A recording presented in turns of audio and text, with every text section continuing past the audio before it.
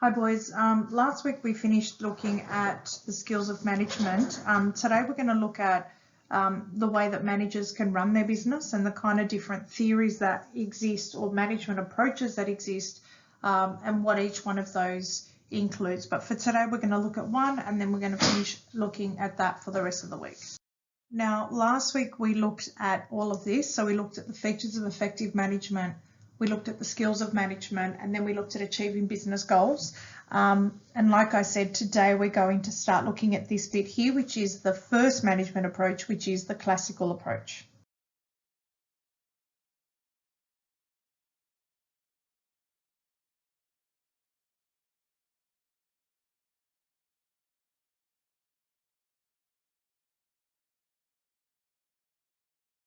Now, when we're looking at management approaches, managers have to decide what it is that they actually want to achieve and what they need to do to achieve that, I guess. Now, when the Industrial Revolution began and we had machines that were starting to be produced and they were being able to now mass produce things, different challenges were posed for businesses, and some of those were training employees, organising the managerial structure, scheduling, complex manufacturing processes, and dealing with worker satisfaction. So I guess those elements there exist in every business, but it's how you're going to deal with them that's obviously going to be the deciding factor. So there are many theorists that believe that the classical scientific approach was the most effective, and one of those was Frederick W. Taylor, and he believed that having this production method was the best possible way of producing things. And you can see that in the photo to the right, where you've got people that are sitting in that production line. Everything they need is around them, and they just do the same thing every single day. So they just become experts at what they do. Now, Frederick had 4 principles of his scientific theory, and he scientifically examined each part of a task to determine the most efficient methods for performing the task. So maybe he would have tested, would it work if everyone was sitting in the one area? Would it work if all the equipment was in the one place? And I guess it was tried and true methods. Select suitable workers and train them to use the scientifically developed work method. So again, train them to do what you want them to do. Cooperate with workers to guarantee they use the scientific methods. Divide work and responsibility so that management is responsible for planning, organising and controlling. And they're the 3 functions of management that we see in the classical scientific approach. They're going to be different to the next approach, but we'll go through those in a minute. And to improve efficiency, Taylor attempted to systematize the way things are done. So having people doing the same repetitive tasks, but being experts at it, not being poorly skilled, but just being doing the right thing, or the same thing, I should say, time after time. And that way you become the expert, and anyone can do that job. Now, with the management approach, it's a very hierarchical structure. Later on in the PowerPoint, we're actually going to see an example of what that hierarchical structure looks like. But it just basically means that it's from the top down. So you've got the manager right at the top. Let's say, for example, we use the school as an example. You'd have the board of governors or the board of directors at the top.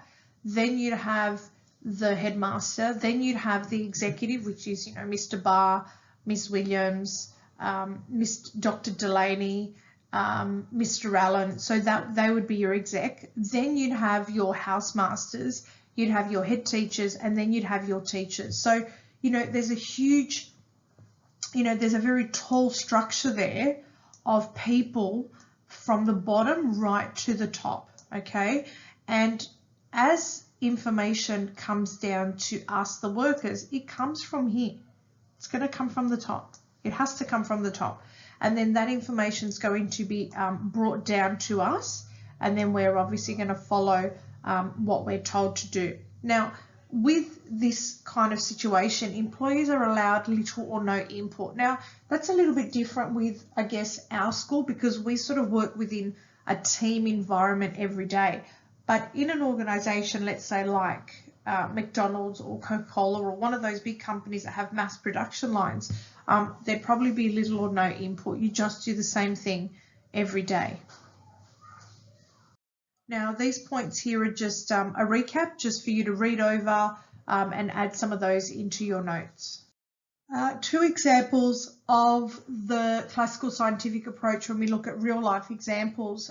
One is Henry Ford and car assembly. And what we see here is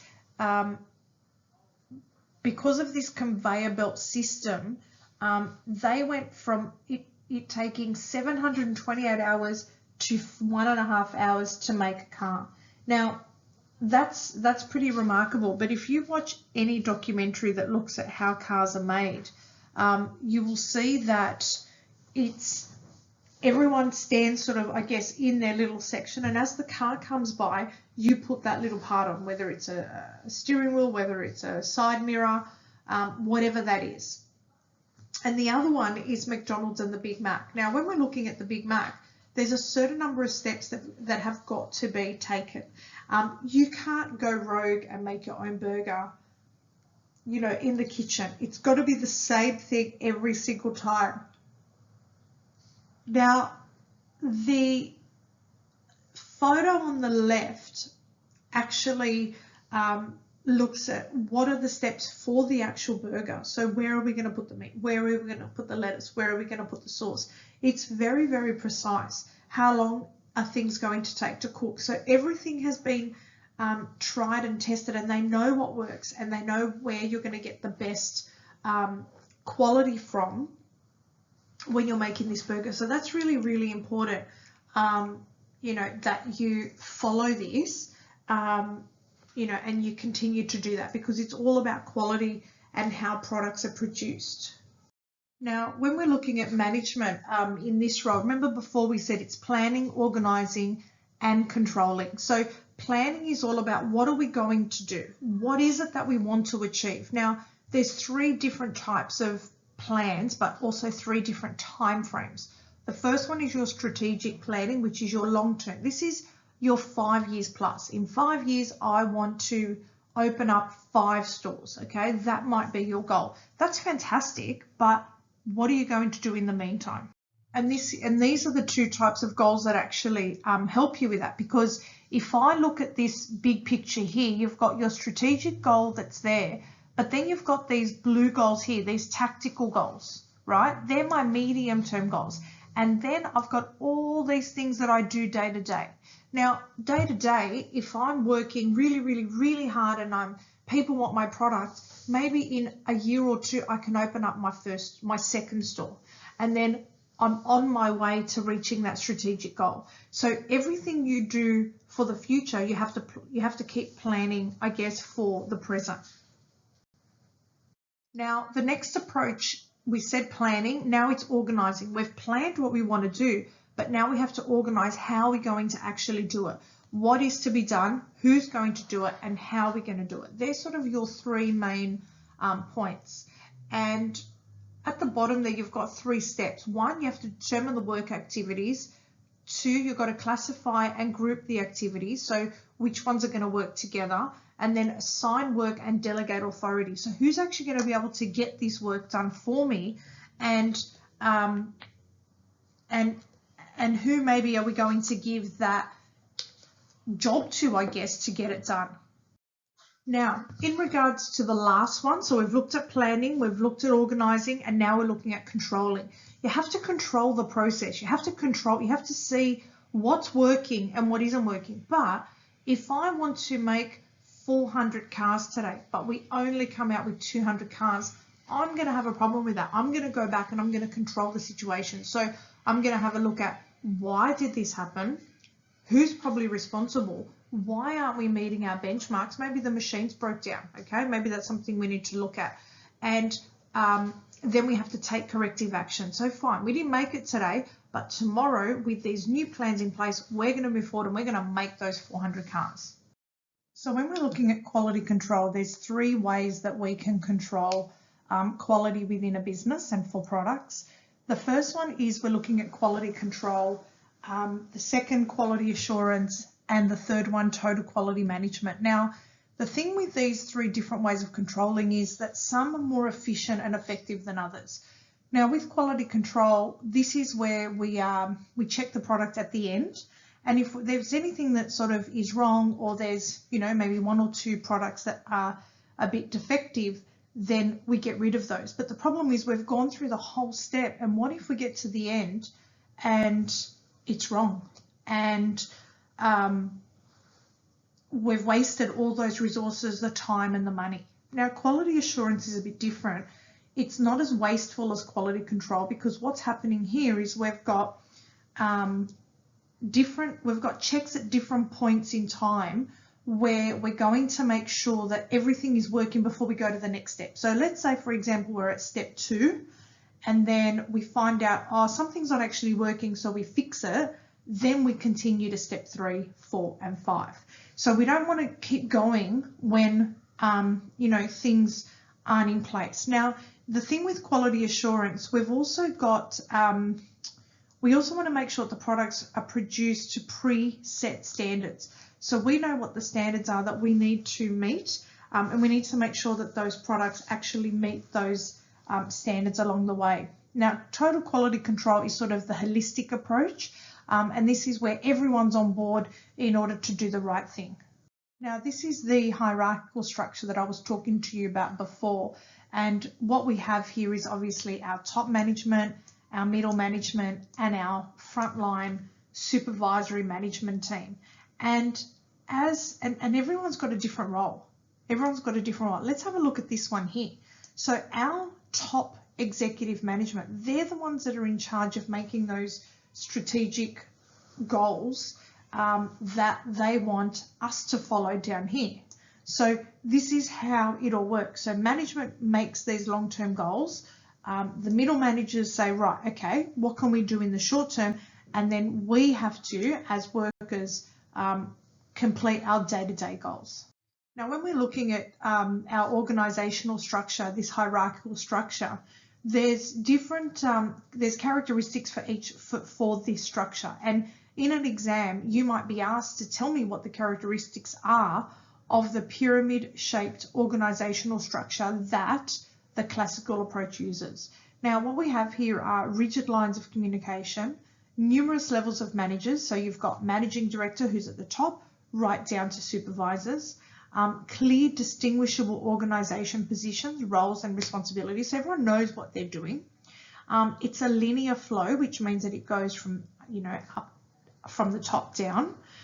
Specialisation of labour resulting in tasks being divided into separate jobs, and a chain of command that shows who is responsible to who. And everyone knows who is responsible for each manager, and, you know, that's super, super clear. Now, the last slide that we're going to look at is the management approach for the leadership style. So in this instance, for the classical approach, we're looking at an autocratic leadership style. Now, what's happening with an autocratic leadership style is that there's a high level of authority and obedience up the chain of command. So sometimes the authority is obvious, and the authority, being the manager, will tell you what to do, how to do it, and when to do it. There's limited amounts of flexibility. And what I mean by that is they don't really need your input, because they know how things get done, and they know that the best way to get things done are the way that they're doing it. So in this instance, there is no flexibility. There is little participation by staff in decision making. And when we're looking at this decision making, the managers will work out what to do, how to do it, when to do it, and then they will tell you how that actually gets done. And the last one, strict adherence to defined lines of command. So you can't jump steps and go to the people above your manager and above them. So you've got to make sure that you're sort of following the correct steps. Now, on the right, you've got a table there that looks at the characteristics of two main leadership styles. The one on the left, which you've got here, is what is part of the classical scientific theory. And what we have here is the autocratic manager. And I guess when we're looking at decision making, they will make all the decisions and then they'll inform the employees. They will control all the activities, so they know what's going on at all times. They expect employees to follow orders.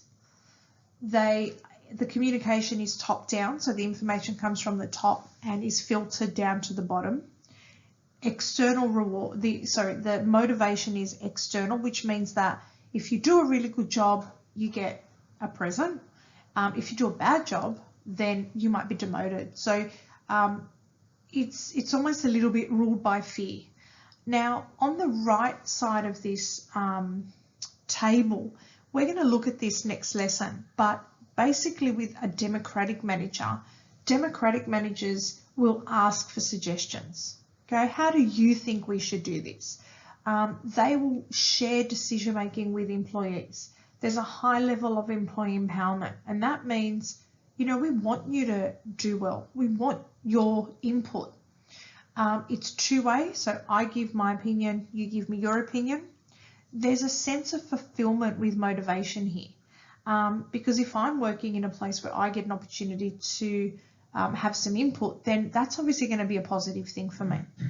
Now, we have finished looking at the classical approach, and you've only got 2 activities today that I want you to complete, but in your notes, the thing that I want you to do is make sure that you have told me the 3 dot points for the classical approach, which is the hierarchical structure, management as planning, organizing and controlling, and then looking at the autocratic leadership style. So those 3 parts of the syllabus are really important because they're the things that are going to come up in an exam.